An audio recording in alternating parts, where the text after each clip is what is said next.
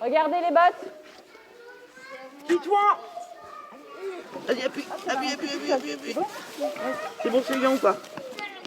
9h, un jeudi matin de février. Comme chaque semaine, ces 24 élèves de maternelle se préparent à la classe dehors. On est parti, Manon, Paul? La sortie a lieu par tout temps. Elle se déroule sur un terrain communal à quelques minutes à pied au-dessus de l'école. Regarde si on voit les tourterelles. Pas de bruit. 2 grandes bâches servent de salle de classe et de lieu de regroupement autour de la maîtresse. On va dire donc bonjour au jardin, comme on fait d'habitude. On ferme ses yeux. Et on écoute les bruits. On ferme ses yeux. Maintenant, on sent avec notre nez. Une fois les petits rituels observés, c'est l'heure des premiers exercices. Ce matin, les enfants essayent de reconnaître des empreintes d'animaux. J'ai vu ça et ça sert à creuser pour le blaireau. Mais ce qui attire le plus les enfants, c'est une grande flaque de boue. Et juste aller me battre. Certains y font de la soupe aux cookies. Très très bon. D'autres s'occupent à construire une cabane en bambou ou même à préparer un mode de chauffage. Je suis en train de mettre du bois dans la cheminée parce que sinon ça va pas flamber, mais j'ai toujours pas fabriqué le feu. La maîtresse, elle, observe discrètement les interactions entre les enfants. Pour elle, jouer avec une flaque d'eau n'est pas seulement amusant, cela permet des apprentissages interdits à l'école. On a quand même beaucoup de cours d'école qui sont bitumés, où il n'y a plus d'espace vert dans les cours d'école.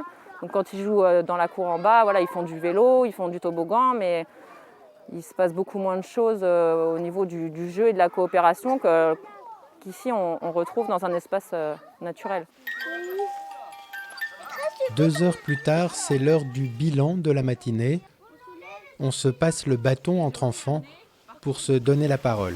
Et ben, en fait, moi j'ai fait la cabane et en fait, quand on l'avait fait, il y a un piquet qui a failli tomber, alors on l'a rattrapé avec un zoo. Mélanie Giré en est à sa 5e année d'école dehors.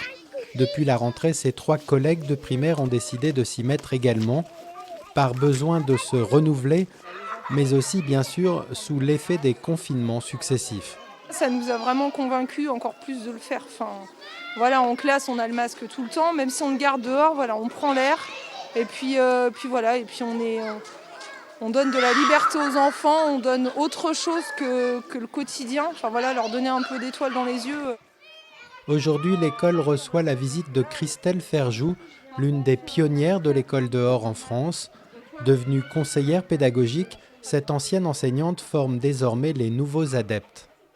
Parce que forcément, le climat de classe que tu vas développer en classe dehors, il va aussi se ressentir dans la classe dedans. Parce que tout ce vécu qui va être un vécu commun, collectif, vous créez une culture commune ensemble, et c'est de la matière qui va permettre en fait de renforcer tout ce que vous vivez aussi en classe dedans. Rien que dans le département des Deux-Sèvres où elle exerce, Christelle Ferjou a recensé 80 classes qui ont adopté l'école dehors ces dernières années, mais il reste parfois à convaincre certains parents qui ne prennent pas ce type de classe très au sérieux, surtout pour les plus grands. Quand on est en posture assise en permanence, ça ne nous permet pas de passer de l'apprentissage, de l'apprendre au comprendre. Pour comprendre, les scientifiques l'ont démontré en sciences de l'éducation, on a besoin d'être en mouvement. Si en Europe du Nord, tous les élèves sortent quotidiennement tout au long de l'année, la France est encore bien en retard, mais les confinements et restrictions liés au Covid pourraient bien accélérer les choses et donner un nouveau souffle à la classe à l'air libre.